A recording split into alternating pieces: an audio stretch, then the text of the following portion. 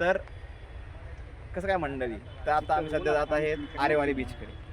हां तर गणपतीपुळेमध्ये सगळ्यात सुंदर असणारा बीच म्हणजे हे आरेवारी बीच असं म्हणतात. खूप लोक इथं पर्यटन स्थळी व्हिजिट करत असतात, कारण इथला जो सनसेट पॉईंट आहे ना, एक नंबर व्ह्यू आहे सनसेटचा. तुम्हाला सगळ्यांना हा सनसेट व्ह्यू पाहिलाच पाहिजे.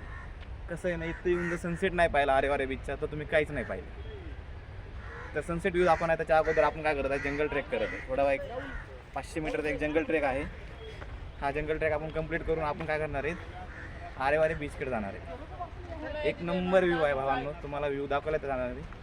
तुम्ही फक्त एन्जॉय करा, स्टे करा, त्याच्यासोबत लॉग इन राहू द्या. ओढत केला पुढं कसं आहे ना.